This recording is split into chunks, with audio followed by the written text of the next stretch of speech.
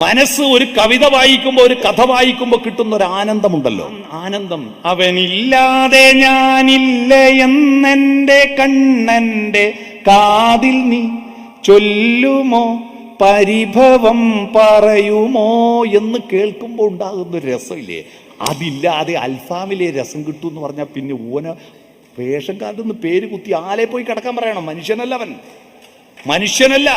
ഒരു പാട്ട് കേൾക്കുമ്പോൾ, ഒരു കവിത ചൊല്ലുമ്പോൾ ആനന്ദം അനുഭവിക്കാൻ അറിയാത്ത ഇന്ന് ലോകത്തിന്റെ വികസനത്തിന്റെ മാനദണ്ഡം എന്ന് പറയുന്നത് എത്ര വലിയ വീടാണോ, എത്ര നല്ല ഭക്ഷണമാണോ എന്നൊന്നുമല്ല, ഹാപ്പിനെസ് ആണ്.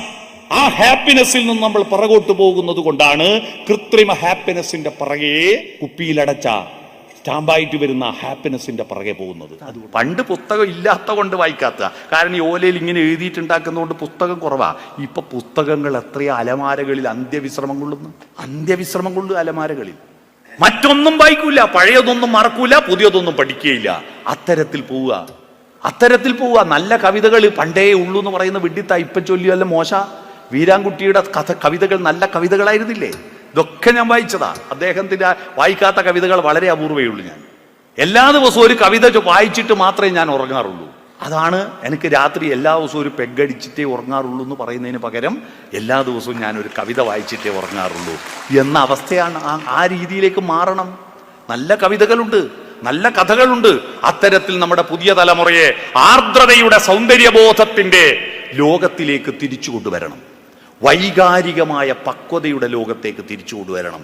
ഇപ്പോ ചിന്തിക്കുന്ന ഒരു വിഷയത്തിന്റെ മെറിറ്റിനനുസരിച്ചിട്ടല്ല വികാരം കൊള്ളുന്നത്. വെറുതെ ചിരിക്കുക, വെറുതെ കരയുക, വെറുതെ ദേഷ്യം വരിക. ചെറിയ വിഷയത്തിൽ 50 പൈസക്ക് 500 റുപ്യേന്റെ ദേഷ്യം വരും. 50 പൈസേന്റെ വിഷയത്തിന് 500 റുപ്യേന്റെ ദേഷ്യം വരിക, കത്തിയെടുക്കുക, ബോംബെറിയുക. പ്രശ്നമാണ്. എന്താ? അവനവനെ അടക്കാൻ അറിയുന്നില്ല. അവനവനെ അടക്കാൻ, ശരീരത്തെ അടക്കാൻ അറിയുന്ന മനസ്സുണ്ടാവുമ്പോഴാ നമ്മൾക്ക് ഗുരുത്വം ഉണ്ടാവുന്നത്. മനസ്സ് ഗുരുവും ശരീരം ലഘുവാകുമ്പോഴാ മനുഷ്യനായത്. മൃഗങ്ങൾക്ക് ശരീരം ഗുരുവും മനസ്സ് ലഘുവാണ്. മൃഗങ്ങൾക്ക് തിന്നണം തോന്നിയാ ശരീരം പറയാ തിന്നണം, അപ്പ തിന്നാൻ പോവും. നിങ്ങൾ തിന്നാൻ പോയില്ലല്ലോ, അടങ്ങിയിരിക്കും, ഇതൊന്ന് കയ്യട്ടെ എന്ന് പറഞ്ഞാൽ അവിടെ ഇരുന്നില്ലേ? ശരീരത്തോട് മനസ്സ് പറയാ തൽക്കാലം ഇരിക്കവിടെ എന്ന് പറഞ്ഞില്ലേ? ഒരു പശുവിന് ചാണകം ഇടണമെന്ന് മൂത്രമൊഴിക്കണം തോന്നിയാൽ അപ്പോ ആളില്ല സ്ഥലമാണ്, നാണമൊന്നുമില്ല, അപ്പ പാലും പൊതിച്ചിടും. കാരണം അതിൻ്റെ ഗുരു ശരീരമാണ്. മനസ്സിന് അത് കീഴ്പ്പെടലാണ്. എന്നാൽ നമ്മൾ പറയും അനങ്ങാണ്ട് കിടന്നോ പെരിങ്കോടലേ എന്ന് പറയും. നമുക്ക് ഒളിവും മറവുള്ള സ്ഥലം പോവും. അതാണ്. എന്നാൽ അതില്ല. ഇപ്പൊ അവനവനെ അടക്കാനുള്ള മനസ്സുകൊണ്ട് ശരീരത്തെ അടക്കാൻ കഴിയുന്നില്ല. അവനവനെ അടക്കാൻ കഴിയുന്നില്ല.